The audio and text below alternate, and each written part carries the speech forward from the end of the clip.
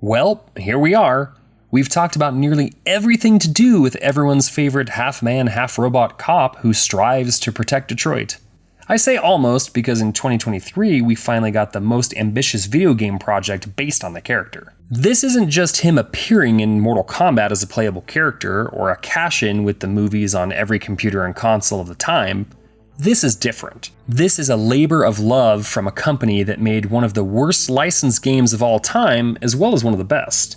It snuck out of nowhere while trying to pay respects to the source material, and also bringing new things to the table that feel like they could have been cut out of the first two movies. Let's take a look at the Prime Directives of this true sequel to Robocop 2, and find out what happened to Robocop Rogue City. Don't adjust your television sets. Your regularly scheduled program will be back shortly.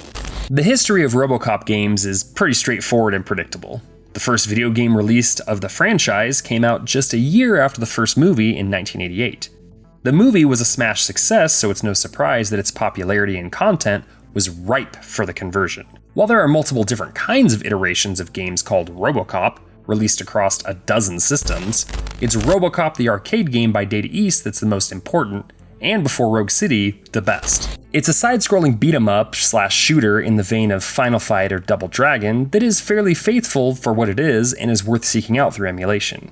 It was the highest-selling arcade game in Hong Kong in 1988, and its various conversions sold millions of copies across their various platforms. This would of course lead to a sequel that would come out in 1990 to coincide with the cinematic sequel. The arcade version from Data East would again be the best and most true to the spirit of the franchise, while Ocean would release various versions across all the home markets again after they'd purchased the rights directly from Orion Pictures during the scripting phase of the first film. These would be even more varied and even worse than those for Part 1, but again would sell like hotcakes. Robocop 3 would get no arcade version, but nonetheless be released on all major home consoles of the time, which makes even more sense with the third movie being neutered for kids already, and none of these stand out or the test of time. While no new movies would populate until the remake, comics and games would keep coming from the popular and fun Robocop vs. the Terminator on Genesis and SNES, to weird handheld creations on the Game Boy in 2001. Titus Software had acquired the rights at this point and made that Game Boy oddity as well as a miserable FPS for GameCube, Xbox, PS2, and Windows in 2003. For 20 years, we would only see a couple of mobile releases, including a tie-in into the remake before a Polish developer named Teyon would work with MGM to bring Rogue City to life. It took 3 years to develop, and the team watched the first 3 movies multiple times to get things right. How did they do? Let's look at how well they followed the Prime Directives. Prime Directive 1. Does this look like Robocop? The game captures what old Detroit looks like in the movies perfectly. While there are probably nicer parts of the city out there, the gameplay takes you from the police station to the crime-ridden parts of the city and to the OCP building, which all look right out of the film. This is a testament to how much the team paid attention to while watching the movies and is crucial in making a good game out of the IP. The police station, OCP building, and an area that is a wonderful callback look exactly as they should, while the city feels very generic compared to these locations. There are advertisements and movie posters that feel right in line with the universe. The computer tech even walks a fine line between being futuristic, where the franchise takes place, but also right out of the late 80s where the movies were made. Looking further into the details, we have glorious inclusions like Robocop's vision being right out of the films when he takes aim at criminals. The green haze and movement boxes all look perfect, and Robo's sidearm nails both the muzzle flare when shooting and replicates the reloading action, body damage when hit, and intimidation factor of looking unstoppable with its power. The final piece to the visual puzzle, and one that was a non-negotiable, was how Robocop would look. While several characters appear nearly identical as their film counterparts, including the Old Man, Murphy's partner Lewis, and Sergeant Reed, Robocop is perfect here.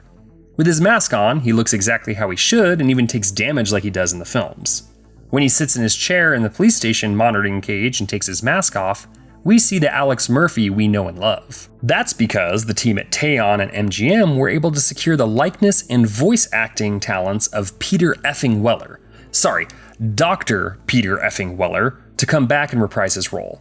With no disrespect to Robert John Burke, who did a serviceable job in Part 3, Weller is Robocop and Robocop is Weller. Getting him to come back digitally is a win that cannot be overstated. Prime Directive 2. Does it sound like Robocop? As good as it looks, Rogue City could have dropped the ball on sound design and ruined how good those visuals are. This is where one of my few complaints come in for the game, as sound includes music, and whether due to full licensing or creative choices, the music falls flat, and that's when it exists at all. One of the best, most important, and key parts to the movie is the music by Basil Polidorus, and it would have been so great to hear those tunes while shooting up a collection of goons or when taking your car out of the police station. There is a tweaked version of the theme on the opening screen, but that's the only allusion to the original score that we get, and often there's just no music at all. It's not a deal breaker by any means, but it would have added to the overall experience immensely. While the music is a letdown, the sound finds ways to fire on all cylinders, and that starts with Robocop himself. You could have just licensed the looks of Peter Weller, but if the voice coming out of his mouth was different, it would have been a disaster.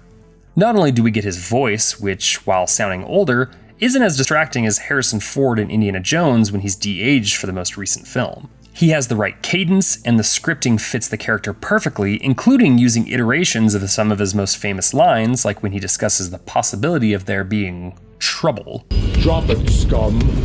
Robo himself sounds great, from everything to his walk sound, to the pop of his handspike information extractor, to the sound of his famous Auto 9 shooting. Other characters sound great too, from Ed 209's vocal warnings to its screech upon defeat. Everything is under control. Ed, I stand am now there! authorized to use physical force.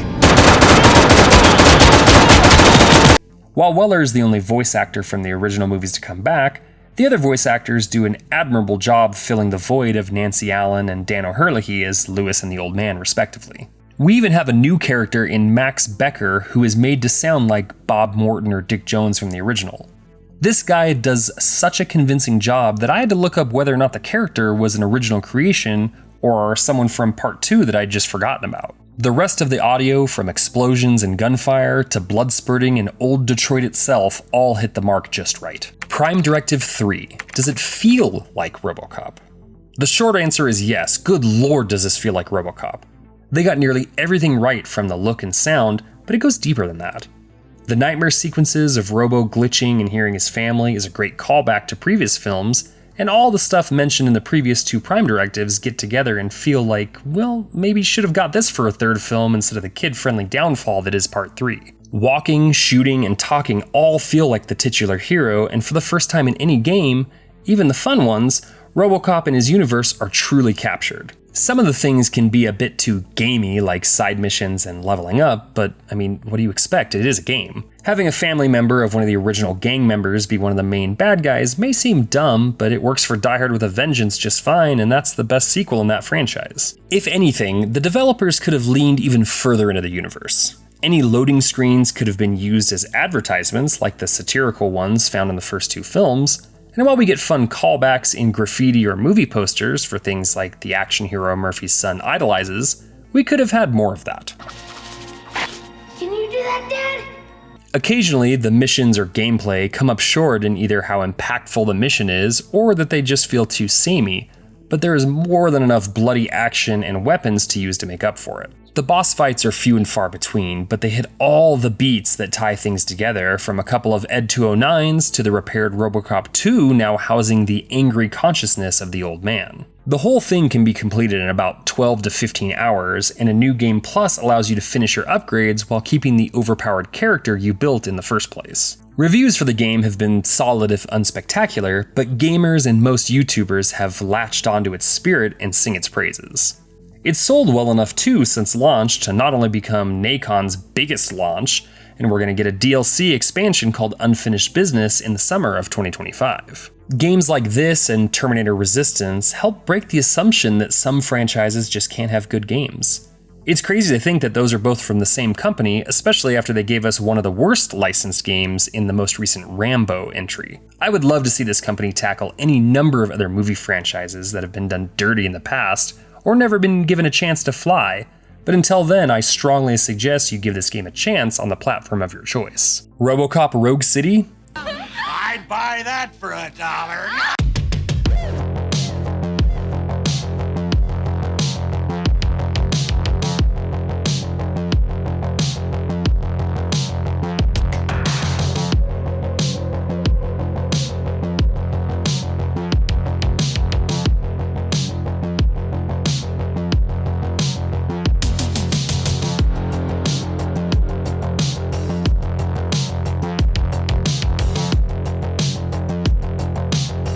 Thank you for clicking on our video, everybody. If you like what you saw here, please make sure you like the video and subscribe and share with your friends who like this sort of content. JoBlo was created by movie fans for movie fans, and we appreciate your support.